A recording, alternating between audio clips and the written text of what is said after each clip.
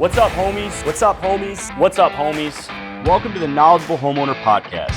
We pick the brains of industry pros to unlock the trade secrets of homeownership. Our mission is simple: to turn everyday people into knowledgeable homeowners.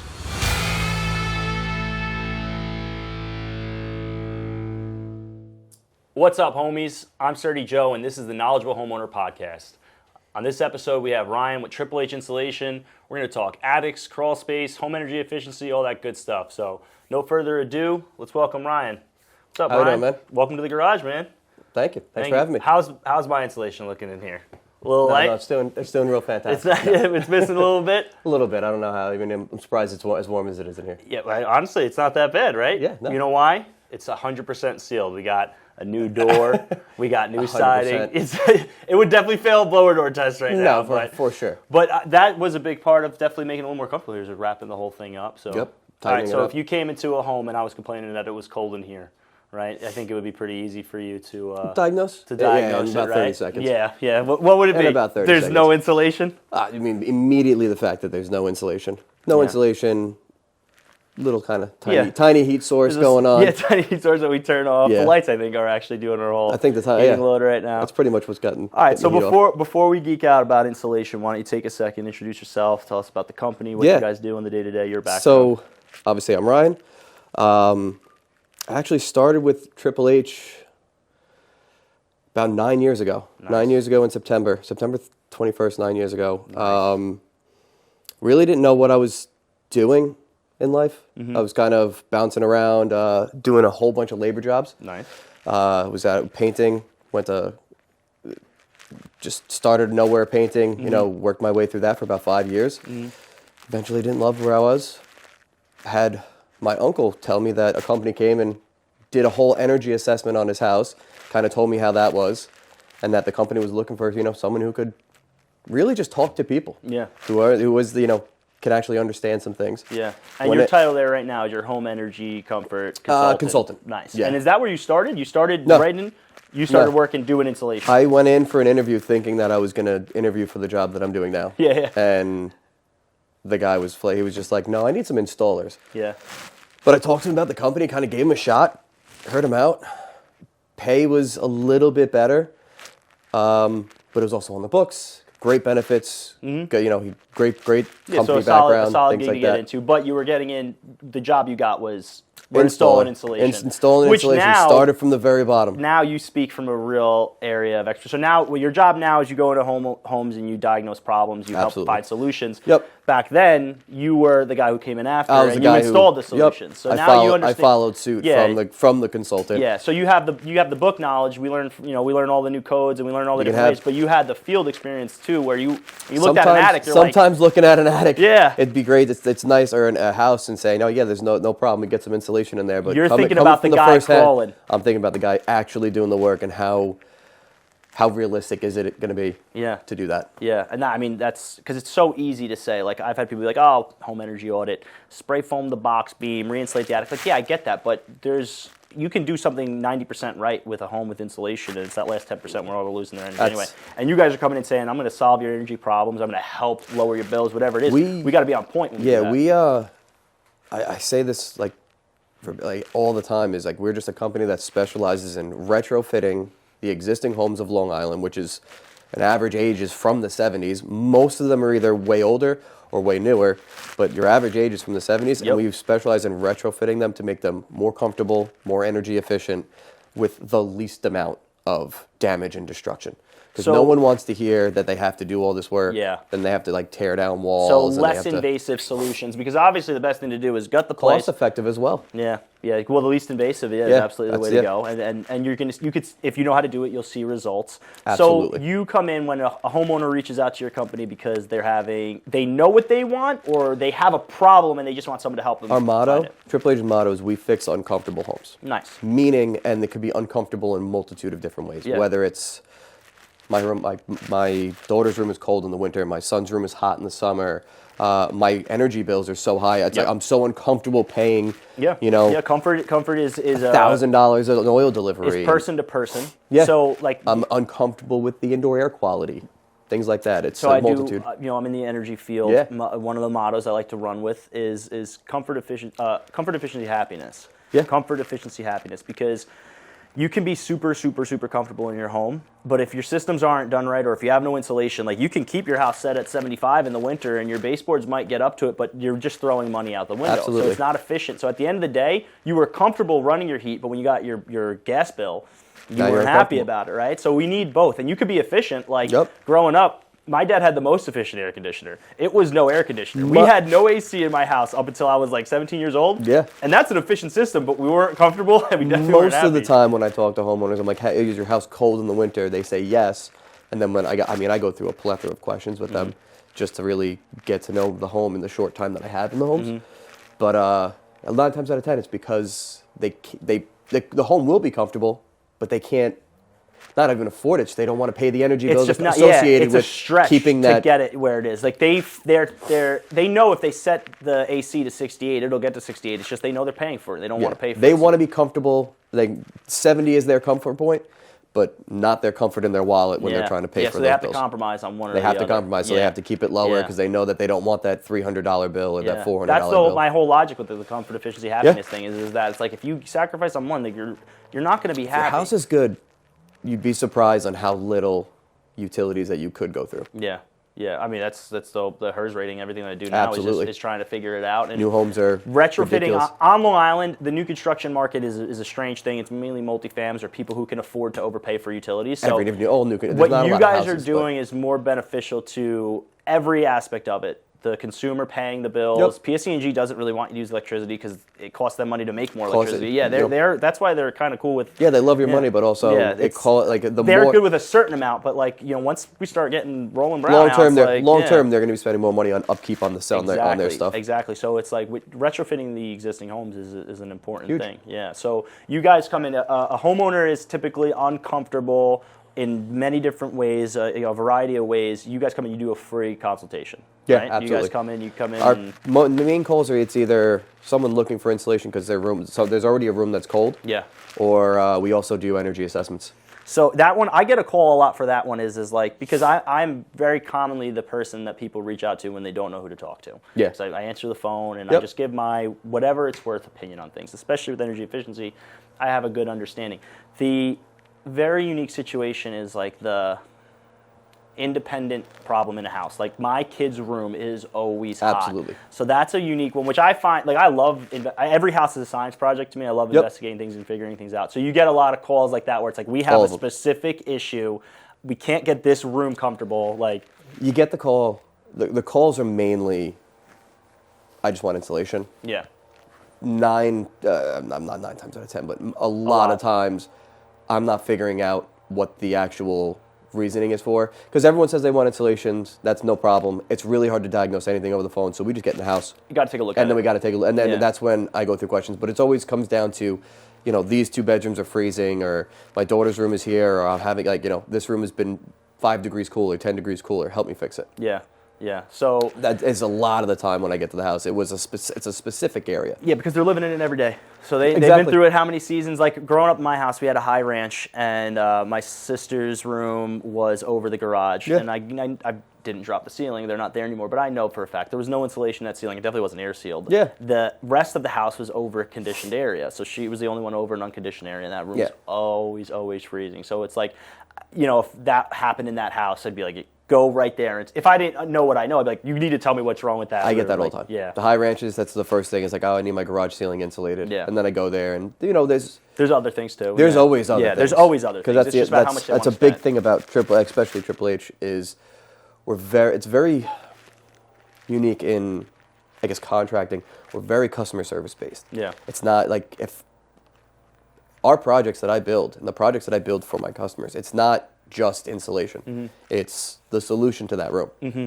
Yeah, it's So a I'm not. multifaceted So it's like approach. this project is not doing some insulation in the ceiling, the walls, and like that's not. It's no. The project that I just built was making your daughter's room comfortable in the wintertime. So and if they don't get that result, so you guys are in the world of building science. You guys are building Absolutely. scientists. You do case studies. You do experiments on homes. So it's corny as it sounds. You're a building scientist. You do an experiment on a house.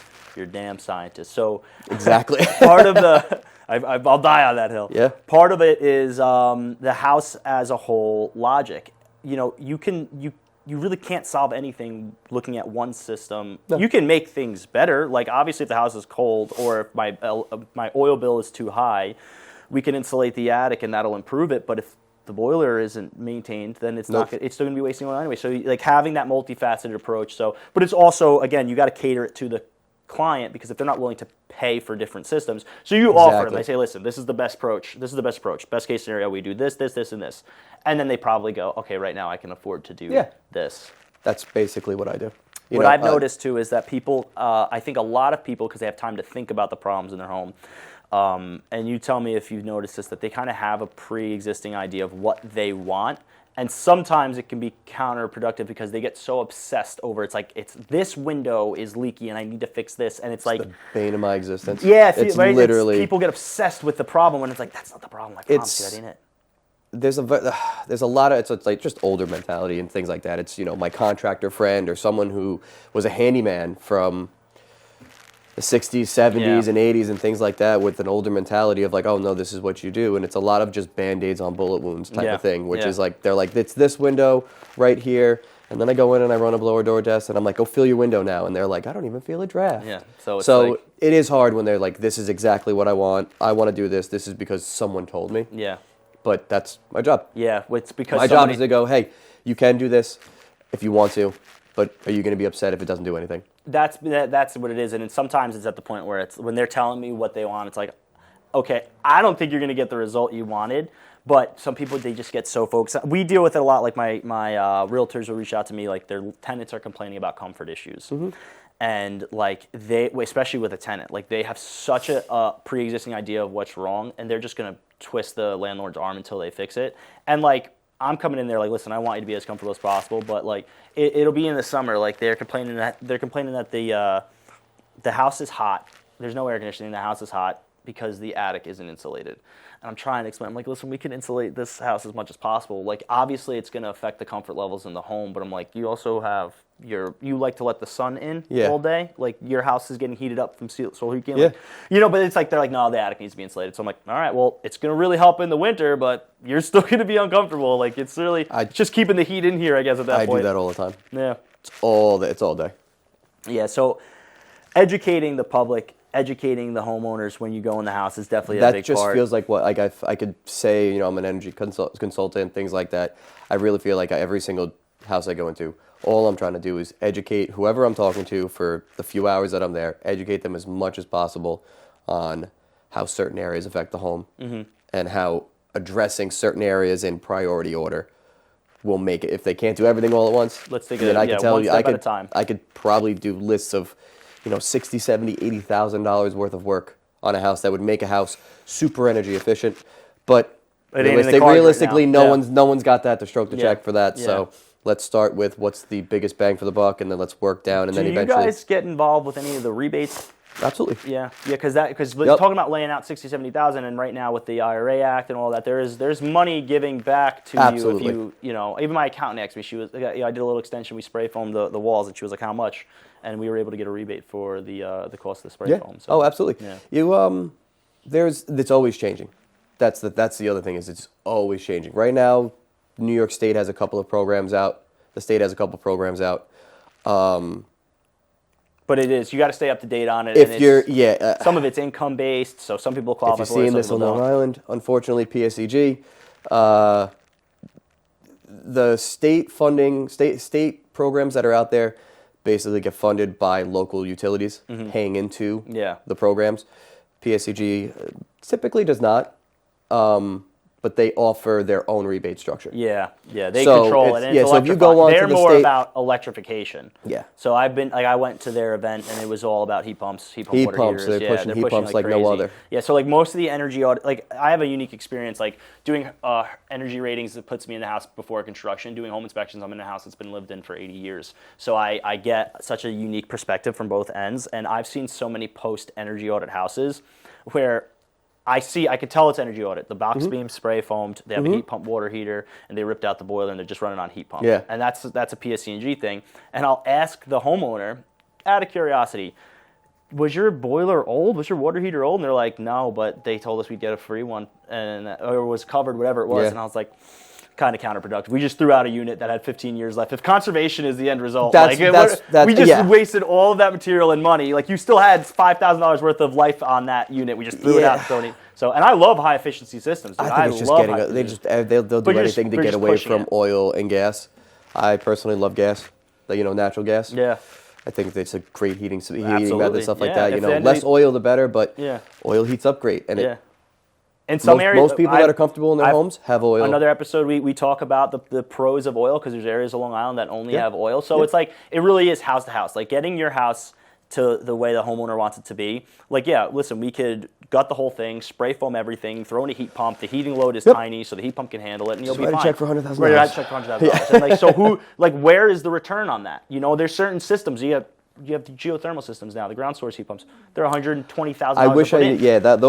Where I'm not is sure. the return on that investment? I know, and that's the one thing that we don't, we don't do a lot of heat pumps. I know enough about the structure of the rebates that are out there. You guys focus on way different. You guys focus on the building envelope. That's what we're worried about. Your approach is let's tighten up your envelope, because that's always going to bring some number one positive. expression in my line of work that I talk to a lot of my customers, because they always think about either adding more heat, getting more baseboard, doing more things to make things more comfortable.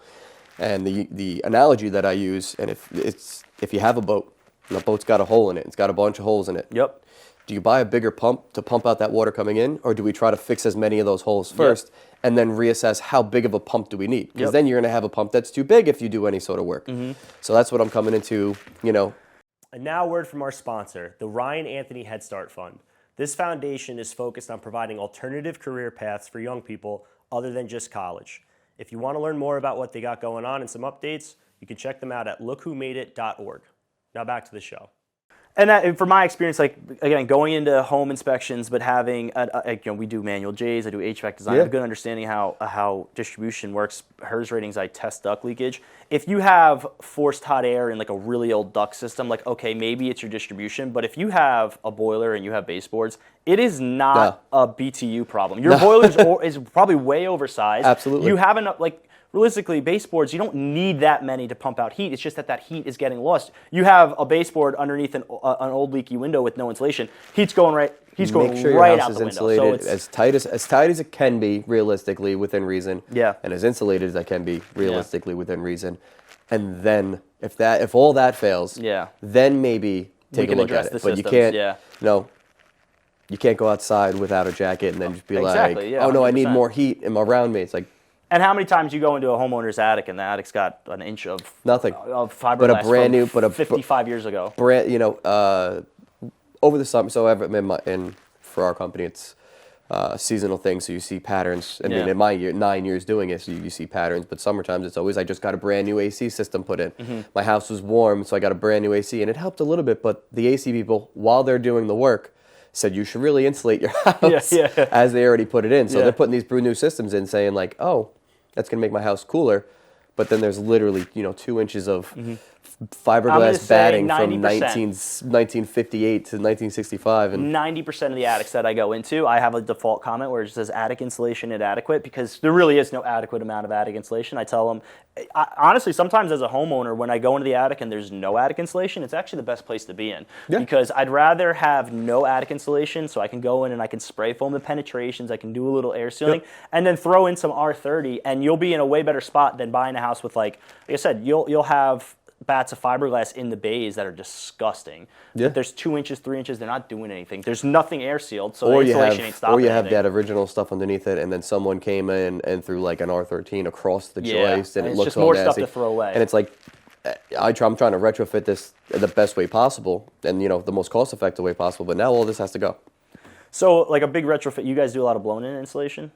Yeah, so blown-in cellulose. Retrofitting a home, I think if you talk to any company that specializes in retrofitting homes, 9 times out of 10 they're going to lean toward blown-in cellulose. Yeah, I think it's a good solution. Yeah. It's an amazing solution. I mean, I can do demonstration after demonstration of like how much better heat retention it has over fiberglass. Well, it's just the pros and cons. I mean, the pros and cons of everything. It covers the joist, so you get a continuous R value. Does everything.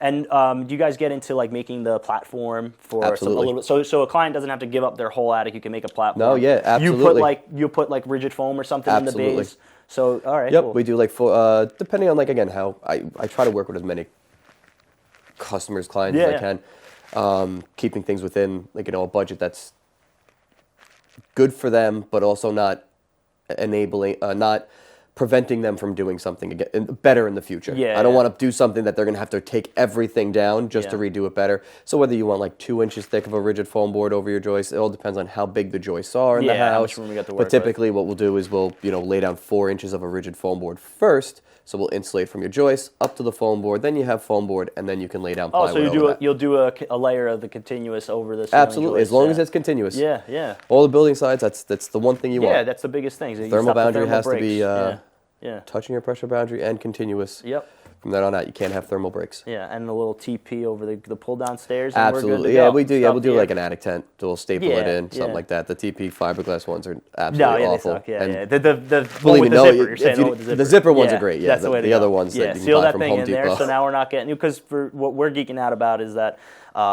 most of your heat loss in a house happens through air. So air, as much as we like insulation, right? You can have the thickest jacket on in the world. If you have the zipper open and the cold air is getting in, you're going to feel cold. That's what's going on in your house. The air escapes through all little cracks, especially in the winter. Your air will go right through the ceiling, all through our recessed lighting cutouts, and especially your pull down stairs. If you have pull down stairs and you pull it down and you're just looking into your attic, those seams, even with a gasket, sometimes they don't close right. Hot air is just going right up through right through the ceiling. So what they'll do is they put, I call it a teepee, but the teepee is actually the cheap one. This one is it's a zippered foil attic tent. Yeah, and those things are great. So even and this is what I like about these kinds of solutions, right? You have no insulation in your attic. You have no air sealing. Mm-hmm. You're already starting at zero. If you do one thing and you make it 1% better, as in my experience, you are still making it 1% better, and you're going to actually save 1% off your heating bill. So if you have no insulation, but you have the pull downstairs, and you go to Home Depot, buy the zipper cover, the attic stair cover for $100, and you throw it in and you spray foam around it, seal it up, you're actually making a difference. And that's my perspective. Is like everything counts with increasing. I'll be honest, 9 years, I think that's the number one thing that I get a comment on at post job is like the area that was around that. Always so much. They're like, because I'll see them in closets and things like that, and they're like, the closet's always super hot or super cold. And after just doing a tent cover for your pull-down staircase or even a push-up hatch. Yeah, so just immediately. That logic for me came from learning in the school. So learning the energy rating, they taught us about UA over an area. So that's UA is how much heat passes through a surface. And if you insulate 100 square feet, but you don't insulate 1 square foot of it, it actually lowers the U value more than that ratio. So it's more than 1% that it actually gets affected by because the heat will find the path of least resistance. And so that's great for new construction. The point is why you need to be continuous and you need to insulate 100%. Being somebody who's in so many existing homes, the way I took that was, if we just do 1% more, it will have an inverse effect where it'll actually increase your heat gains and all that, in a different way. So if every little thing you do with increasing the insulation in your attic, it actually makes a big difference. So everything. Yeah, anything helps with that. Starting off is just air sealing, making the house tighter. Yeah, air sealing is a big one. So I actually looking at you guys' page, and I love this because I'm in crawl spaces all the time. We're in South Shore, Suffolk County. Yeah, you're in crawl space heaven over here. And I'll go in multi-million-dollar homes, and they will have the nastiest crawl space. Crawl space. Oh my God. So crawl space solutions is something that I think needs to be done more. And Absolutely. I was really happy when I saw that you guys get involved with that. And so you can go down the nicest blocks over here. Always. And the thing is like people will go in their attic, they'll bring the Christmas stuff down, whatever it is. Nobody ever goes into their crawl space. Exactly. They do not realize. And you guys are focused on energy efficiency, which is great. But there is also crazy repercussions to having a nasty crawl space that go beyond everywhere. Energy. It's so termites. Termites love damp, nasty crawl spaces. Crawl spaces are one of my favorites to do. One of my favorites, especially because of the solutions that we have for them. But they may be second on the list of importance for energy efficiency, but for overall home health comfort, of the house, comfort of the home in terms of health, comfort of like feeling the floors, things like that, and what that nasty crawl space is bringing into your house. Mold, mice, termite damage, humidity in the summer. Like if I go in these houses, they got rivers flowing through their crawl space. Yeah. They have no pumps. They don't even realize it. Or if it's a dirt crawl space, I go in a house with a dirt crawl space, and I can smell that same musty smell in the house. It's as the nasty. crawl space. And it's so nasty. even if you and don't you care ask, about they're your like, bills, yeah, sometimes on really humid days, it's like you don't realize how much of that, whatever's in your crawl space is in your house. Yeah. So what are like some of the things you guys do in a crawl space to clean it up? Like what do you guys do? So crawl space, anytime that we can, we're looking to do a crawl space encapsulation. Yeah. Anytime possible. So what does that entail? What, so for the people who basically, don't know what encapsulating a crawl an space is. encapsulation is basically Simplified. you typically when you go in, the old school mentality was you add a bunch of vents on the outside of your crawl space to ventilate that air, and then you put insulation fiberglass in the ceiling, which inevitably after I don't know how long it just falls down. It gets wet. Looks like stalactites from a cave. Yep. It's disgusting. Rats run through it. Love through it. Yeah. So doing an encapsulation is rather than insulating, and a lot of these houses have baseboard heatings or their heat pipes are running through and water pipes are running through their crawl space. Rather than insulating the ceiling, what we do is we spray where the house sits on the foundation, the rim joist. We close up the vents. We insulate all of the exterior walls of that crawl space, and then we do like a vapor barrier. I mean, there's different levels. different levels on the floor, and the floor depends on the water. It all depends on what you're putting into it, everything like that. But we do all the walls, and then we make sure that there's no moisture. We limit the moisture coming in, and essentially what you're doing is you're bringing that crawl space into your conditioned space. So it could be dry, not wet, not damp. Preventing mold from growing. Yeah, mold in crawl spaces is so rampant, it's unbelievable. And the worst is crazy. Listen, sometimes there's mixed takes on mold. Mold can be really, really bad, and some mold you can live with, right? But that's not up for me to 100%. decide. But what I will say is terrible is when we see a duct system, because most duct systems are leaky as hell, and they have a return in there. Yep. Return is sucking in air. You got mold in a crawl space, and you're sucking air in through your duct system. It's just blowing through your house. Absolutely. And I've been in 7-figure houses that are beautiful. Felt sick. And they said this during the allergy season, they wonder why their allergies are so high. Well, mold is an allergen. Oh, yeah. You're blowing it through your house. Oh, yeah. Yeah, crawl spaces are so neglected. There is such a huge need for cleaning up crawl spaces. Do you guys get into putting in pumps? Because that's the one. This is the one issue we have over here. We don't. Because like middle of Long Island, fixing a crawl space, encapsulate it is cool. Over here, it's like a two problems. It's water management and it's humidity management. It's like two different issues. So I feel like it's super difficult to deal with. Like for by the water. me, again, this is where for at least for my professional opinion of like the years of doing research outside of just doing this as a job. Just doing continuing education to know about this sort of stuff. Yeah. Pumps are great. It's just it's tough, especially in this area where we are. It all depends on the water table and how frequently you do get water. Yeah. Because if your water table's high, it doesn't matter how many pumps you have. If that water table is in your crawl space, that pump's not doing anything. You're just pumping water back out to put back in. But if you get, if occasionally in a storm, you 3 times or 4 times a year on like a weird high tide, you get a little bit of water that comes in your crawl space. Yeah. Get a pump to pump that out. Yeah. It's definitely huge. The point Not you bring up is it's like every house is a science project. It's case Everything to case. is different. Nothing is ever gonna, and that's a problem I find in construction. Like the area that we're in is a very, very, people love to argue energy efficiency. It's too much, it's too little. This is what I do. You can't do the same thing for every house. You can do similar things. Do not let anyone tell you that that this is what I do for houses. Yeah. Especially like where you're talking about with the crawl spaces is huge, because if I took the same approach to one crawl space as I did in a mile away, it could cause more issues, where sometimes leaving it alone until you get a good solution is the best. Yeah. Like I see so many people, and I like spray foam in a lot of situations, but I see people with water damage on the floor joists and they're spray foaming, closed cell spray foaming the floor joists. You're just trapping in so many problems, man. Like it's you got to, at the end of the day, you got to find a company that you trust. Yeah. And you got to find a professional, and you got to find a reason. I mean, I always say, like, if you're going to have someone come in and they're going to recommend something, you should be able to explain it and why you're making that decision. Yeah.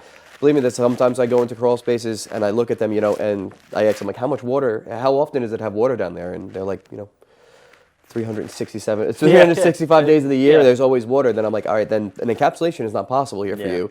We're gonna have to go with the next best thing. Yeah. Spray foaming the ceiling of a crawl space is the next best option. On a good, like I said, on a good floor system, if you have a Yeah. nice clean floor system, you because now we're keeping the humidity in the crawl space. That's it. That's fine. But so many people if the floor space is chewed up and they're spray foaming, and sometimes they just spray foam the bays, they don't cover the joists, which is kind of a mixed review too, because now all that humidity is getting stuck in the wood. But again, it's so case to case that the contractor recommending the work, because you brought up a good point. The contractor recommending the work should give you a reason why. And if it That's just it. sounds like it's the most profitable for them, then maybe we just need a different opinion, because they have to have a good reason why it's going to stop your problems. In the industry, I mean, I'm sure I don't know if you've ever heard it before, but I use a lot of analogies and a lot of sayings. When I explain things is, when you have a hammer, everything's a nail. If you talk to a company that only uses one product, one material, it's one always solution, gonna be the answer. that's going to be the answer. Yeah. And they're going to tell you why everything else stinks. Yeah. I mean, I love working for my company because we do a plethora of things, and because we're so customer service, is like if I could do a project there, that's not going to solve the the problem that the customer's having. I can't do it. Yeah. I don't want to do it, because then at the end of the day, that they call reputation. terrible for reputation. Yeah, we're in the long game. 100%. Yeah. I mean, we've been around 25 years now, I think. Yeah, you got to do the right thing. You got to think about your reputation. Absolutely. So, I think we're getting close. Was there any other homeowner misunderstandings or anything? This is a perspective I like to take. If there's one thing you wish every homeowner knew, there was one simple thing you wish every homeowner knew. Honestly, mine is. I wish every homeowner knew if they had a boiler or a furnace. I can't stand when they call it the wrong thing. So that's really? one tip. Oh my god! Not that I can't stand it, but it's like if I can teach you anything, I want you to know that that's a boiler or that's a furnace. Please don't mix up the two of them. Oh yeah. No, I mean, I get that all the time. They're like, do you have a boiler furnace? They're like, I think it's a boiler. Yeah, nobody knows. And I was like, and I'm looking around. There's no baseboard. And I want them to be. The point of this show is knowledgeable homeowner. I want them to understand well enough that's a boiler, and that's it. I don't need them to know anything else. I think I know. It's just if your home is uncomfortable, we call Triple H to At the end of the day, if you have any sort of question about comfortability of a home or anything like that, you call me. Yeah. I'll figure it out, and if it's something that we can help you with, I'll help you with, and if it's something you can't, I'll refer you to someone who can. Absolutely. But I'll be honest. I think one of the things that I wish every homeowner did is when they bought their home, and they have to get an inspection, to do research into an inspection company. Nice. That would be it. And pick someone. I didn't pay him to say that. No, I have a great reputation, man. Thousands of homes, people love me, and people call me years later. That's my best referral. Is that they've been in the house years. I've been doing it 7 years now. I have clients from when I first started, and their cousin. I'm like, well, that's right there, because they've been living in there, and I'm in the house 2 hours. They're there 7 years. They see it a lot more than I did. So. No, number one thing that I get, and it's like sad to hear, because it's so simple, and you're just getting into the energy efficiency field, so now you're probably realizing how much more important it is rather than it was 10 years ago. The amount of times that I go in to people's home that just bought their home, now they're experiencing their first year, and it's freezing and everything like that, and I go into the attic, and there's no insulation in the attic, there's no air sealing, there's giant holes, and they say to me, I wish my inspector had said something. Nice. And too many times, unfortunately, don't know if you are or not, but when you're working with real estate agents, 9 times out of 10, they're going to refer to someone, and that guy's not going to say anything that's going to hold up the sale of that house.